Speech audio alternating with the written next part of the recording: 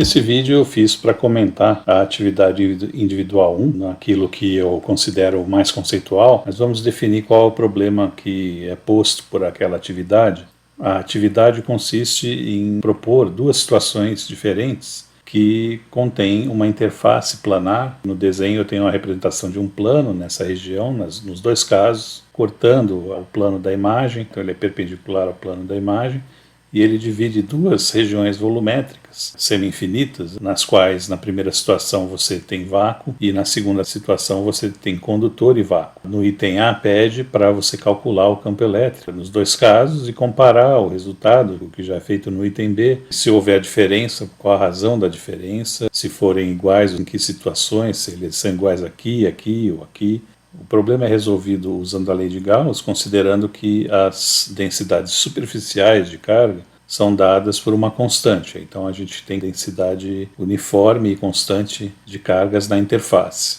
O resultado foi pedido para ser expresso num sistema de eixos cartesianos com esses vetores da base que estão ilustrados aqui, com a origem em algum ponto dessa região interfacial.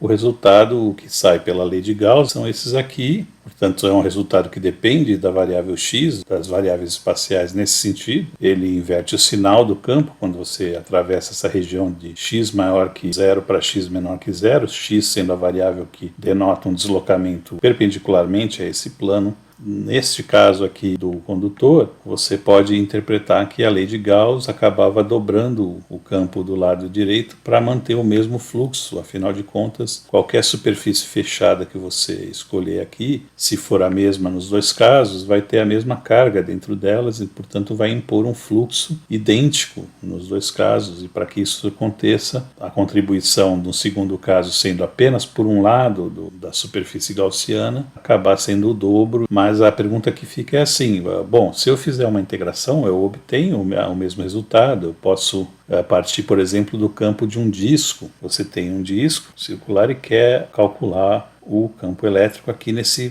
eixo de simetria. Esse problema está resolvido em uma das videoaulas e não é muito difícil de completar a integral. E no limite do raio da circunferência, né, que define o disco planar, indo para infinito, para uma densidade superficial uniforme, você obtém esses resultados aqui sem nenhum problema. Por que uma densidade idêntica de cargas, que pode ser obtida a partir dessa integração, produz dois campos diferentes? Quando eu calculo o campo elétrico sobre um ponto P aqui, o que o ponto vê de diferente só porque tem um condutor do lado esquerdo? Como é que o ponto enxerga o condutor?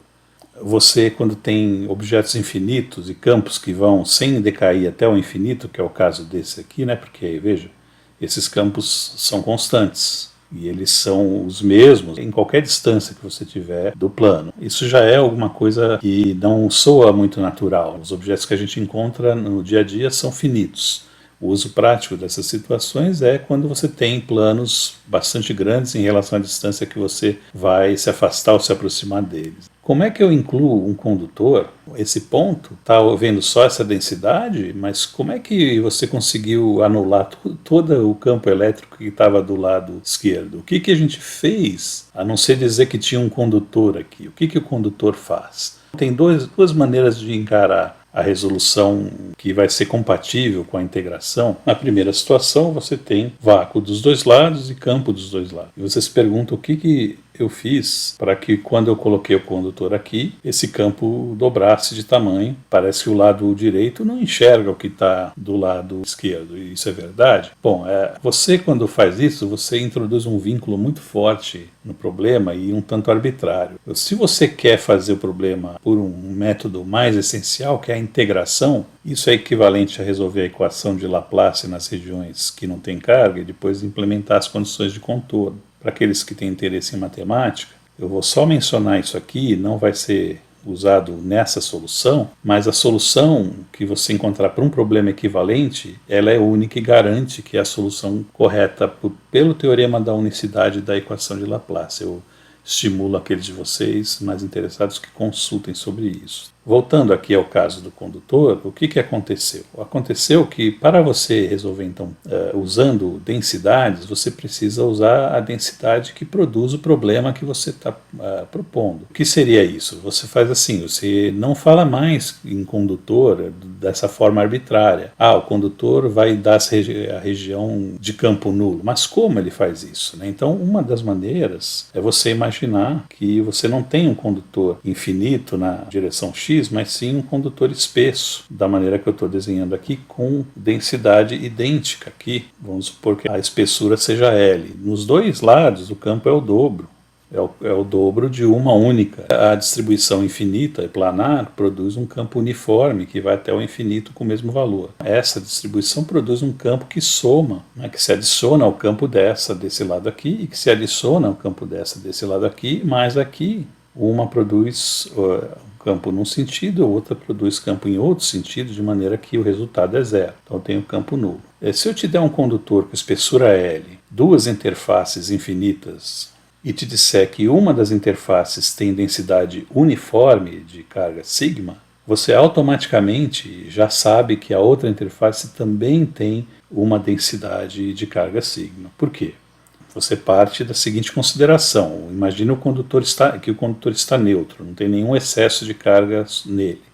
Essas superfícies não teriam cargas, tampouco teria carga o volume do condutor. Aí eu acrescento alguma carga ao condutor por um processo de eletrização. Você sabe que as cargas vão se dividir igualmente pela superfície. E pela simetria do problema, elas vão se dividir uniformemente nas duas interfaces que são idênticas, a não ser pela localização no espaço. Horas, então a densidade uniforme que aparece de um lado tem que aparecer do outro. Portanto, se eu te dei apenas a densidade em um lado, eu estou te dando automaticamente a densidade do outro. Agora você tem as duas densidades que sobre as quais você faz a integral e obtém o dobro do valor. E para reproduzir perfeitamente o problema, e aí eu volto a considerar a equação de Laplace, eu tenho que jogar esse L para o infinito para a esquerda. Tenho que posicionar essa interface lá no menos infinito do x. Aí eu tenho um problema que reproduz perfeitamente o problema original e, portanto, a solução para ele é um potencial e, portanto, um campo que é a solução correta e única. Veja, esse problema levou em consideração o método de resolução tanto por equação de Laplace quanto por integração, que são equivalentes, dadas as densidades corretas que reproduzem o problema. No fundo, é responder que quando eu ponho o condutor aqui, eu estou adicionando um condutor numa região semi-infinita, existe uma densidade escondida de carga lá no menos infinito, tá? Para poder reproduzir com fidedignidade, né, o problema original. Então, no fundo, quando você integra novamente sem considerar essa segunda distribuição, você não está considerando o problema completo. Uma outra maneira de fazer isso, eu vou ser breve aqui, porque isso acho que já explica uma parte do problema, é emular esse condutor de uma outra maneira ainda. Em vez de imaginar um condutor espesso, a gente pode também obter um problema equivalente imaginando uma distribuição de cargas negativas desse lado aqui, com a mesma quantidade de carga ou densidade superficial de carga. Então é uma outra região planar aqui, e obviamente ela do lado direito, ela produz um campo que aponta para ela, né, porque o campo vai sempre no sentido da carga negativa quando ela está presente, né, sempre vai apontando ou para fora da carga positiva. E é claro que esse campo que ela produz tem a mesma intensidade do campo que essa produz, apenas o sinal é trocado. Portanto, ele vai também dobrar o campo nessa região aqui interna. E mais, ele vai anular o campo nessa região da esquerda aqui, ou seja, ele vai emular o condutor na região semi-infinita da esquerda, vai também emular a região de vácuo que tem um dobro do campo aqui nessa região da direita, mas você tem que jogar novamente essa superfície aqui lá para o infinito, o que é apenas um processo formal, para ter o problema em total correspondência com o problema original. E aí você, uma vez que tem a solução solução, né, achou a densidade de carga correta, que emula o problema de ter um campo zero aqui, que se você pensar bem, simplesmente arbitrar que o campo é zero aqui, também é uma coisa que não faz sentido se você tem um plano de cargas aqui. O que anulou esse campo, afinal de contas? No caso mais prático, aquela outra maneira de resolver antes, explica melhor, né, que o condutor pode ser feito espesso e depois infinito, e aí você sabe o que o condutor fez para anular o campo dentro dele, que é distribuir as cargas de uma maneira que produza, digamos, um contracampo para qualquer campo externo que tente produzir algum efeito sobre ele. As cargas têm mobilidade de maneira que elas se deslocam até que atinjam o equilíbrio.